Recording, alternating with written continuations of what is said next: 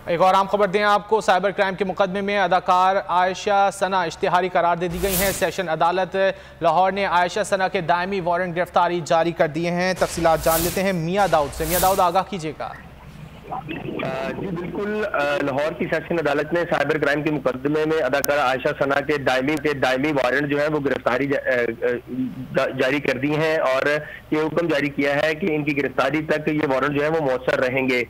ये फैसला additional session जज सैयद अली अब्बास की तरफ से जारी किया गया है, जिसमें अदालती हुक्म में कहा गया है कि FIA ने अपने रजिस्टर में वारंट गिरफ्तारी का जो है इसका इंदराज करे आयशा सना के वारंट का, और अगर 30 दिन की हतमी मोहलत के बावजूद भी आयशा सना जो है वो अदालत में पेश नहीं हुई। अदाकार आयशा सना के ऊपर यूसुफ बेग मिर्जा की फैमिली को बदनाम करने का इल्जाम है। इसके चलान में ये कहा गया है कि अदाकारा आयशा सना ने जो सोशल मीडिया है उसके ऊपर यूसुफ बेग मिर्जा जो कंप्लेनेंट है उनको और उनकी बेटी की तस्वीर समेत जो है वो बदनाम किया। अदालत ने पहले आयशा सना के नाकाबिले जमानत वारंट जो है वो जारी किए थे, लेकिन इसके बावजूद आयशा सना जो है। सब्सक्राइब करें और बेल दबाएं ताकि कोई खबर रह न जाए।